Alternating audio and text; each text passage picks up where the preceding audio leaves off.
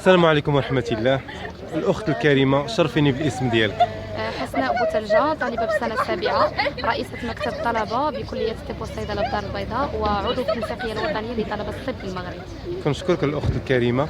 الأخت الكريمة بغيت من عندك واحد التوضيح بالنسبة لهذه الوقفة اللي كانت اليوم هنايا. هذه الوقفة اللي كانت اليوم هي من بين سلسلة ديال الوقفات والاحتجاجات اللي بديناها في هذه الآونة الأخيرة، واللي جات بسبب واحد المجموعة ديال المطالب اللي كنطالبوا بها منذ 2007. وحنا كنطالبوا بهذه المطالب، وعطينا واحد الفرصة للوزارة باش تاخذ الوقت ديالها من أجل تلبية هذه المطالب المشروعة ديال الطلبة والأطباء الداخليين والمقيمين، ولكن أمام تعنت الوزارة والأذان الصماء اللي كتنهجها الوزارة. فاحنا قررنا أننا نبداو بواحد الوقفات احتجاجيه ومسيرات اللي انتهينا بواحد المقاطعه ديال الدخول الجامعي للكليات السبع بالمملكه، والاضراب المفتوح للاطباء الداخليين والمقيمين ابتداء من فاتح اكتوبر، واللي هو مستمر لحد الان. الأخت الكريمة، المطالب المشروعة كاين واحد العديد ديال الناس كما كنقولوا حنا الرأي العام ما عارفهاش، بغيناك تشرحيها لينا وتقوليها لينا وغتقولي لينا علاش الوزارة ما بغاتش تستجب لكم. اول مطلب اللي كنطالبوا به الوزاره هو اللي كنرفضوه هو مشروع القانون الخدمه الصحيه الوطنيه او الخدمه الاجباريه. احنا ما كنرفضوش كما كيعتقد بعض الاشخاص اننا كنرفضوا الخدمه في مناطق نائيه. بالعكس، احنا كطلبه واطباء داخليين ومقيمين مستعدين من غدا نمشيو نخدموا في المناطق النائيه، واصلا منذ الازل الاطباء اللي كيكونوا في القطاع العام كيمشيو يتعينوا في المناطق النائيه، عمرهم ما تعينوا في لاكس غابه كازا كما كيصرح لي السيد الوزير.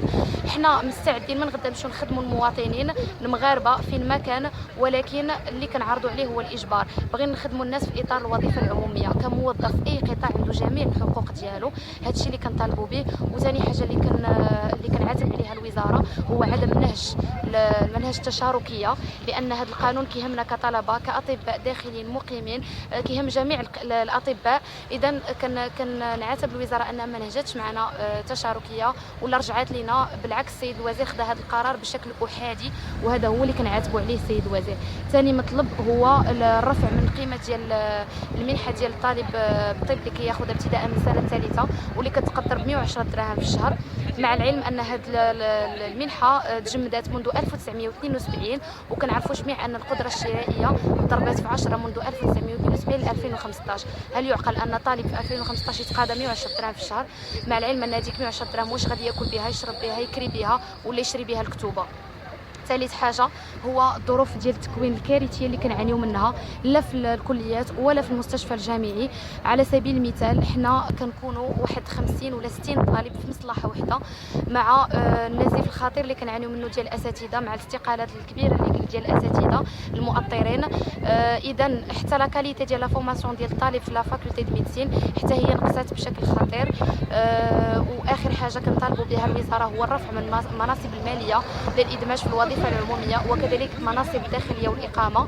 وحنا كان بغيت نعقب على واحد التدخل ديال الوزير، انه قال اننا بدينا مع حوار. سي بدينا الحوار من ذاك الاثنين مع الوزارتين الوصيتين، وزاره التعليم ووزاره الصحه، وكذبنا واتهمنا باننا كذبنا على الطلبه وعلى الاطباء، واننا سنينا معاه محضر اتفاق.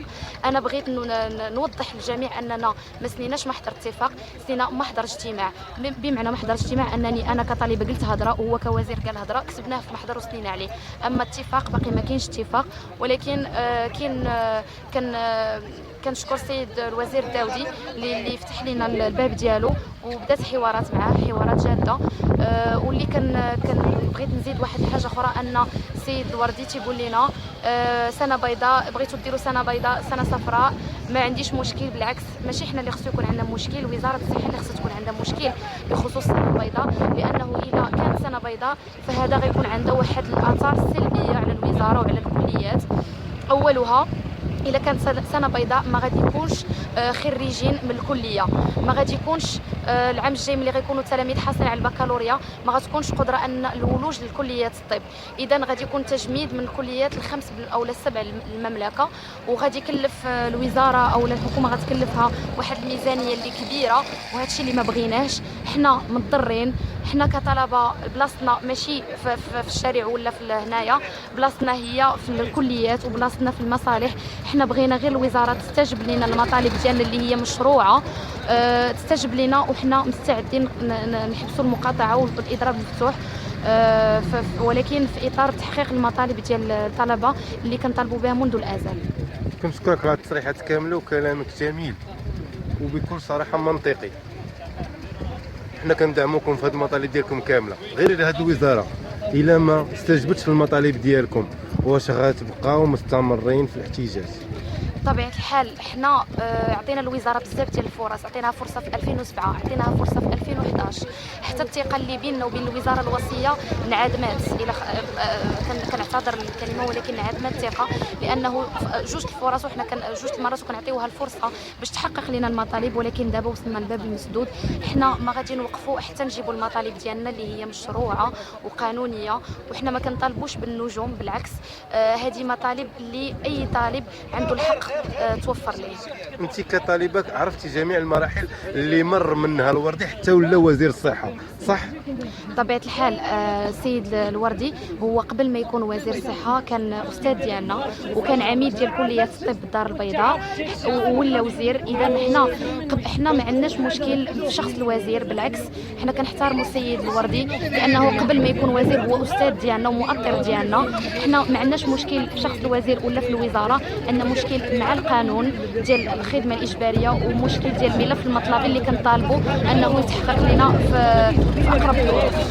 شكرا الاخت الكريمه، الى لقاء اخر باذن الله.